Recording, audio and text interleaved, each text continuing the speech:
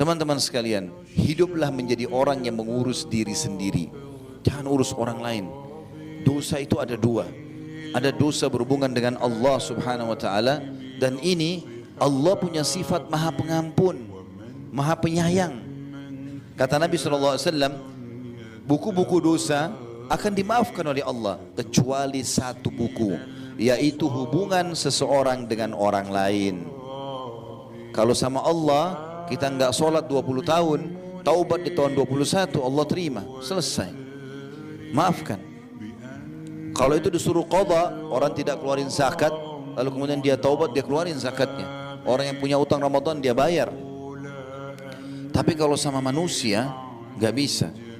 Kata Nabi SAW, buku pelanggaran berhubungan dengan makhluk Allah tidak akan selesaikan sampai pemiliknya mengambil haknya. Kalau berhubungan dengan manusia ada 3 dosa.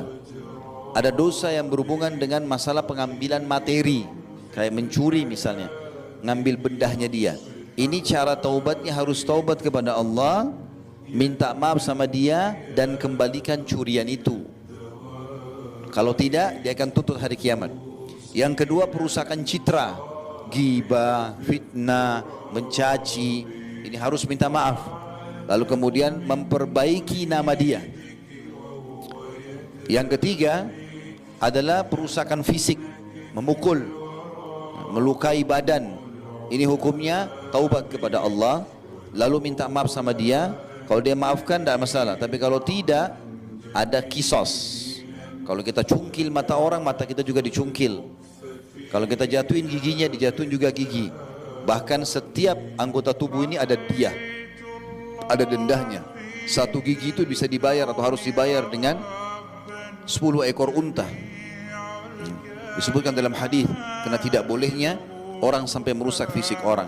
Yang saya sayangkan teman-teman sekalian, ini banyak orang tidak sadar. Dia pikir dirinya sudah sholat di masjid, sudah hadir di ta'lim, tapi sibuk dengan ghibah, menceritakan aib orang. Untuk apa? Dapat apa? Kenapa kita harus sibuk dengan keadaan orang? Kalau sesuatu itu kita lihat depan mata dan salah, dinasihati. Kalau benar, didukung. Kalau kita tidak tahu, jangan dicari tahu. Tidak usah kita menanyakan, kamu dari mana, kamu mau kemana. Bukan urusan kita. Kecuali kita dasarnya atasannya, orang tuanya. Kalau enggak usah tanya. Kenapa kamu pakai baju itu? Kenapa kamu pakai sendal ini? Kenapa beli mobil merek itu? Kenapa kamu menikah sama fulan? Bukan urusan kita, urusan dia. Kecuali depan mata kita itu salah. Dalam agama baru kita nasihatin. Berapa banyak orang yang sibuk dengan keadaan ini? Ghibah itu teman-teman adalah sesuatu aib yang ada pada orang. Bahkan di Indonesia ini dijadikan sebagai berita, hot news. Ya, nggak seru TV kalau nggak ada gosipnya. Ceritain aib orang. Ada yang lebih bodoh lagi, orang-orang tidak mengerti apa-apa, dia dengarin, dia sebarkan juga. Padahal ingat, cara taubatnya harus minta maaf. Bisa nggak antum ketemu sama orang itu? Ketemu saja belum tentu dia maafkan, gitu kan? Belum tentu dia maafkan. Lalu untuk apa teman-teman sekalian? Makanya Nabi SAW ingatkan dalam hadis Bukhari Muslim, man kana yu'minu billahi wal yaumil akhir falyakul khairan aw liyasmut. Siapa yang mengaku beriman pada Allah hari akhir, dia mau masuk surga nanti di akhirat, dia hanya ucapkan yang baik. Kata ulama hadis, yang baik itu adalah zikrullah, baca Quran, berdoa, nasihat atau tanya kabar. Yang lain nanya-nanyain macam-macam, tidak ada manfaatnya, tidak ada yang ditanya.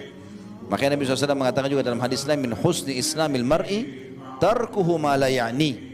Termasuk kesempurnaan Islam seseorang muslim adalah meninggalkan apa yang tidak bermanfaat bagi dia, baik pertanyaan ataupun sikap atau perilaku.